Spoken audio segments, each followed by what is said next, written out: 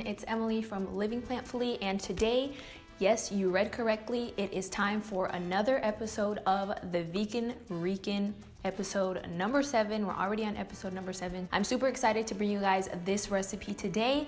I am going to be sharing with you guys a very traditional recipe. Sancocho, which is the recipe that we will be making, is basically a stew that is made in various Latin American countries, but today I will be showing you guys how to make it the Puerto Rican way, obviously. Sancocho is basically, like I said, a stew, and it usually has meat, broth, and then like a bunch of different kind of vegetables.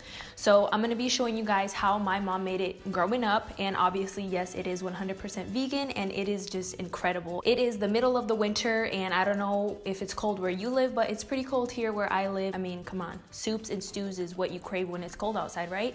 So I thought it was the perfect time to share this recipe with you guys. That's what we're gonna be making today. Let's get into the recipe. For our sancocho, again, I'm gonna be making this the way that my mom always made it.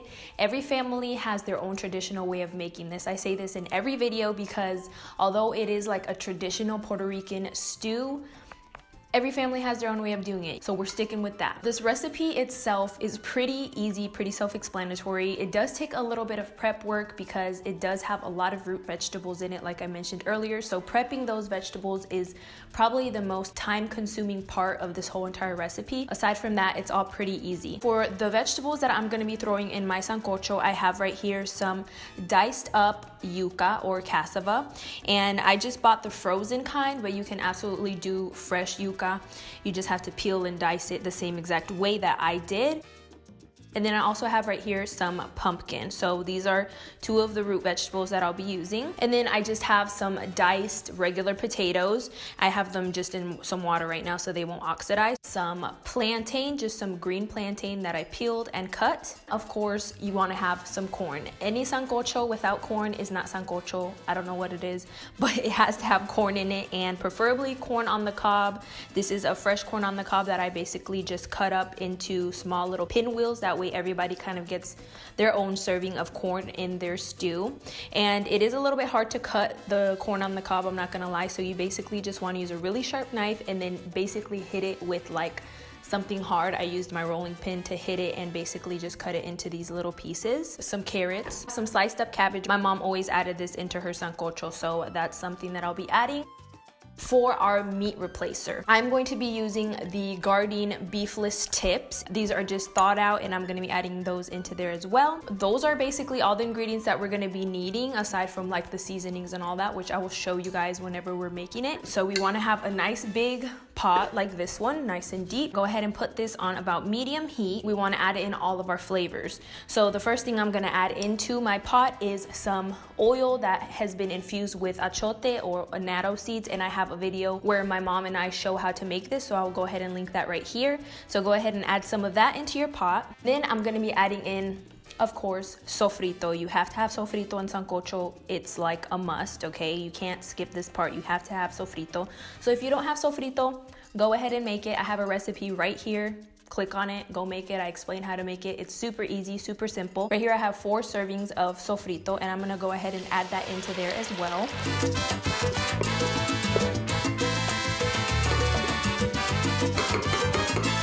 Okay, so I have my sofrito in the oil, and now I'm just gonna go ahead and add in the beefless tips.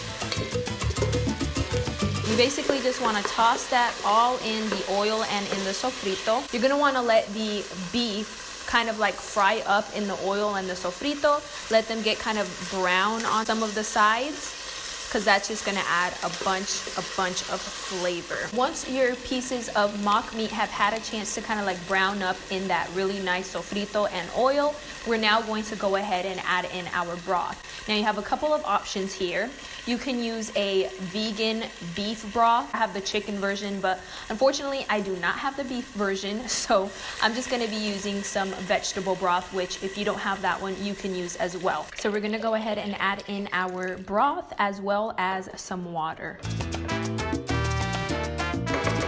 So So at this point, you want to check for flavoring, as I always say. I don't know how salty your broth is, so you might have to adjust the salt levels at this point. Once you've done that, we're going to go ahead and add in our vegetables. So we want to add in the vegetables that kind of take the longest to cook. Those vegetables in my case is the plantains, the yuca, and the corn, because it is raw corn, so we want to add those in first.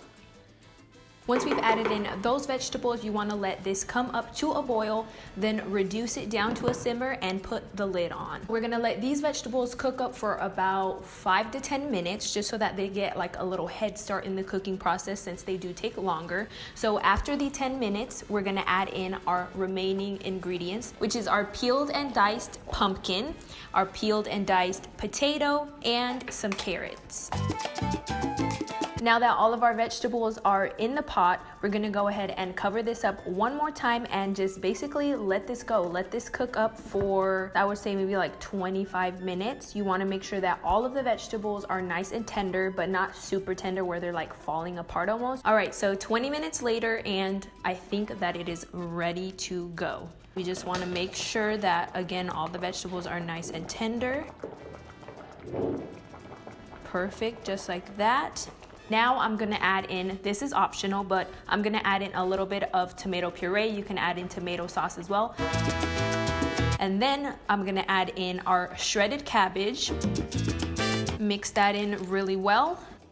And then cover it up for another 5 minutes. So the cabbage is literally gonna cook like that, because I shredded it so thinly. So while that finishes up, I thought I'd give you guys like a little background of what Sancocho means, like what that name comes from. So like back in the days when people like used to work in the fields under the super hot sun, whenever they would get home, they'd be like Sancocho, which means like roasting in the sun, or like, you know what I mean? Like heating up in the sun. That's basically where they get the name Sancocho from, Sancocho, which means like being basically like roasted under the sun. Let me just tell you guys, Sancocho is always served with white rice, or at least my mom always made it with white rice. So I have some white rice cooking up right now. So the last thing that we're gonna do before we serve it up is just stir in some fresh chopped cilantro, and that is just gonna give it the perfect amount of freshness and just the most perfect taste. Now just ladle this amazing stew into your bowl, making sure that you get a bit of every single vegetable.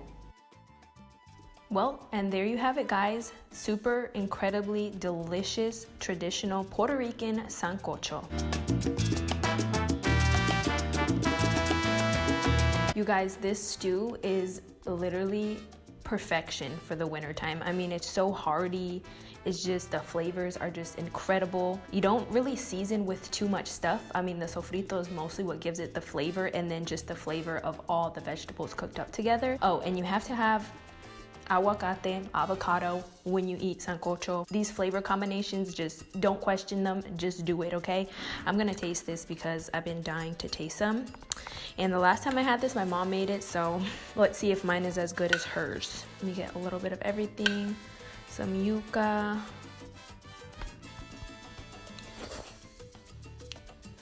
Oh my god. Oh my gosh. Yes, this is so good. And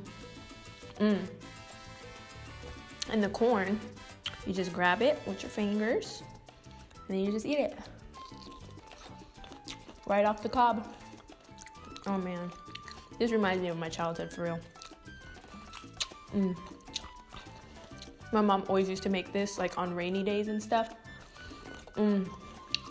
Yep, I did good. I did good. Mami, me quedó bien.